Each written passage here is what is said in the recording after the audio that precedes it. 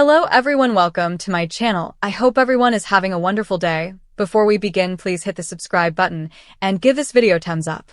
Hello, bold and beautiful fans. Grab your Kleenex because this week is going to rip your heart out and stomp it. Consider the Cliff House, Steffy and Finn's peaceful little retreat nestled against the Pacific, suddenly transformed into a pressure cooker of forbidden pleasure, razor-sharp betrayal, and one woman's crumbling psyche.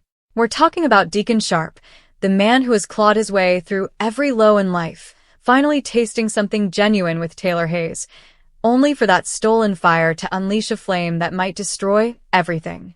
And right in the center, Sheila Carter is piecing together a riddle that transforms her from a resentful wife into somebody considerably more frightening. Steffy's wrath is approaching like a storm that cannot be avoided. This is the bold and the beautiful for the week of March 30th. And believe me, you will not want to blink. Everything bursts on Monday, just where Friday left us hanging by a thread. The camera focuses on the warm glow of candlelight streaming across Taylor's bedroom walls.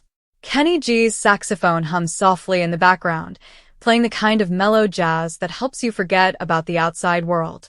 Taylor is there in nothing but silk sheets and a smile she hasn't worn in years, vulnerable and vibrant, saying to Deacon that he's the one who has finally made her feel noticed.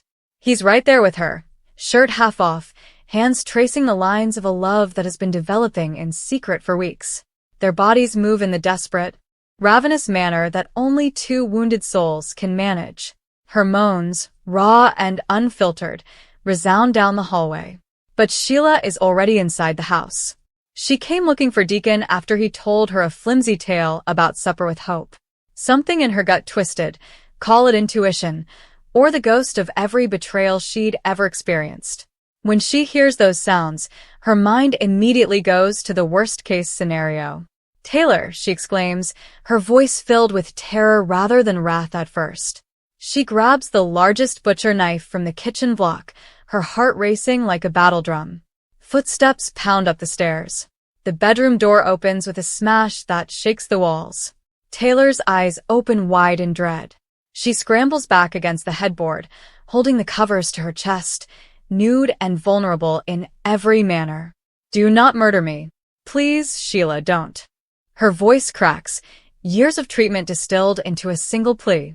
Deacon is transfixed for a split second before scrambling for his pants, face pale as death, and muttering hysterical crap about, "It's not what it looks like." But it is exactly how it appears. Sheila stands in the doorway, knife glinting and chest thumping. For one moment, her face isn't contorted in rage. It's confused, with perhaps a glimmer of relief that Taylor isn't being slaughtered by an intruder. But suddenly the parts start to click. The candles, the music. Deacon's hair looks just like it does after he's been with her. Her eyes narrowed.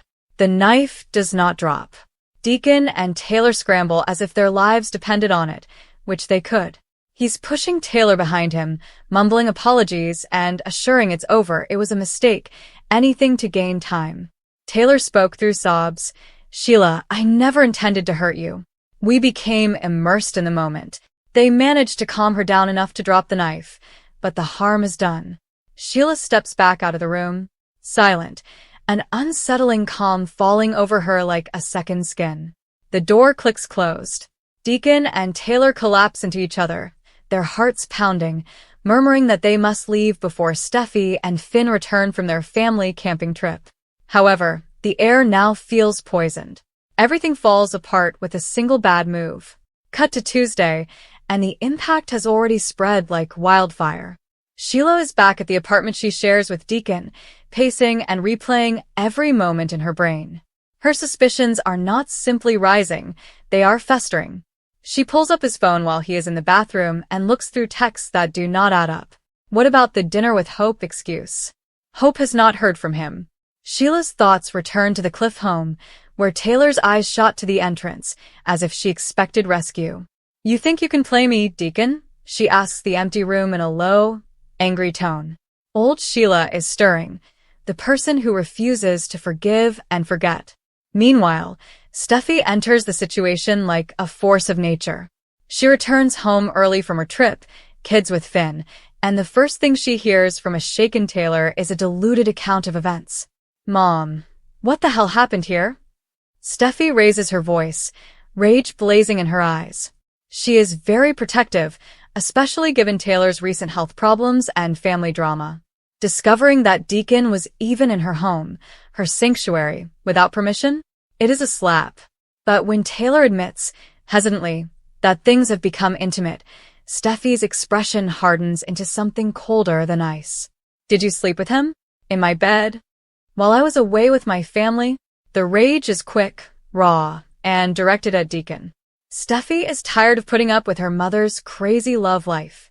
She snatches her keys and storms out, making one promise. "Deacon will hear from me. This ends today." Deacon is in the restaurant, trying to appear normal, but Hope and her brother Deke are already circling him like concerned hawks. Hope's voice shakes as she confronts him in the kitchen. "Dad, please tell me Sheila did not find out. I covered for you, but what if she finds out?" Deke is just behind her, his young face filled with anxiety. "Do you think Sheila found out about you and Taylor?" "Dad, she's hazardous. We've seen what happens when she's crossed." Deacon blows them aside with a seductive grin, but his eyes betray him. Terror flickers beneath. He knows the noose is tightening. Wednesday increases the suspense to excruciating levels.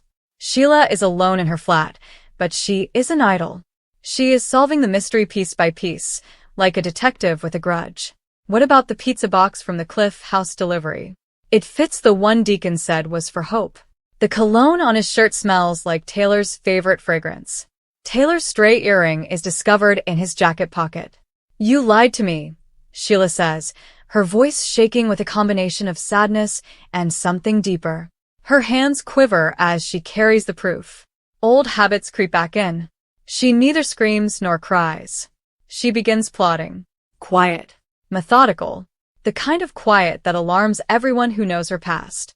One wrong word from Deacon, and she'll make Taylor pay. In unexpected ways. Steffy is currently at the Cliff House, addressing Taylor head-on. Tears flood down her mother's cheeks as she attempts to describe the attraction between her and Deacon, how he made her feel alive again after years of sorrow. But Steffy isn't hearing it. "Mom, did you bring him here? Into my home? After what Sheila has done to this family?" Her voice cracks with fear, the rage turning to profound, hurting concern. "If Sheila knows, she will come for you. She will come for all of us." Steffy walks, hands in her hair, remembering every time Sheila's knife came too close before. "I cannot lose you again. Not like this." The mother-daughter link cracks under the weight, but Steffy's love for Taylor triumphs. She pulls her into a strong hug, whispering that they'll face it together. Nonetheless, her eyes harden. Deacon's name is poison to her tongue right now. Thursday arrives like a freight train. Steffy's wrath hits Deacon full force. She storms inside Il Giardino, a bustling restaurant full of unaware customers, and corners him in the back office. "How dare you?" she spits, her voice low and trembling with wrath. "You used my mother. You used my house. You looked me in the eyes and lied while sneaking around with her." Deacon tries to defend himself, hands raised and voice imploring. "Steffy, it was not like that. Taylor and I get along. She gets me." But Steffy is having none of it. Tears well up in her eyes as she jabs her finger at his chest. "You put her in danger. You place my entire family at jeopardy. If Sheila figures it out, it's your responsibility. Stay away from my mother, or I vow I'll make you regret every moment you ever touched her." The emotional impact falls hard. Deacon's face crumbles as shame and love battle inside him. He's never seen Steffy so fierce and protective. The confrontation leaves him reeling, alone in the office, head in his hands, wondering if the love he discovered with Taylor was worth the devastation. Hope and Deke are waiting outside, having followed their father. When he emerges, Hope grabs him into a hug and whispers, "We're here, Dad. But you need to stop this before someone gets hurt." Deke nods, his eyes wide from the weight of family secrets. Across town, Brooke and Ridge notice the tension and exchange worrisome looks in the Forrester office. Brooke pressures RJ for answers about his own burgeoning romance, but the air is thick with the anticipation of worse storms. By Friday, the problem is solved and Sheila's old self returns to life. She addressed Deacon in their living room, her tone velvety soft at first. "I understand, baby. I know about you and Taylor." Deacon freezes and searches her face for the explosion. But Sheila's smile is terrifying, too calm and knowing. She lays out every hint and falsehood, stitching them together like a pro. "Did you think you could hide it from me?" The knife she used on Monday isn't in her hand this time, but the threat is still present. She reverts completely now, plotting, scheming, and that familiar glitter in her eye that indicates mercy is out of the question. She neither screams nor attacks. Instead, she leans in close, uttering a chilling plan. Make Deacon pay slowly, transform him into a shell of himself, and blame Taylor for the entire tragedy. "You'll wish you never touched her," she hisses, and for the first time, Deacon recognizes the monster he married. Steffy is at the cliff home with Taylor, both of them clutching to each other as reality sets in. Steffy's rage at Deacon has subsided into pure concern for her mother's safety. "We need to be careful." Sheila does not forget. She does not forgive. Taylor nods, tears streaming, but her eyes retain the same tenacity that saw her through cancer and sorrow. Deke brings hope to the family, even as secrets threaten to rip them apart. Dad's in over his head. Hope confesses, her voice breaking. The group huddles, their emotions raw, anger, love, and terror merging. Meanwhile, in a quieter area of the drama, Brooke and Ridge witness something they were not supposed to see, a furious exchange between RJ and Electra, with Ivy quietly guiding the young lovers closer, delivering signals that may either heal or damage. Brooke's matchmaking instincts kick in, but even that is overwhelmed by the larger storm. Ridge takes her aside, whispering that the Forrester family must band together now more than ever.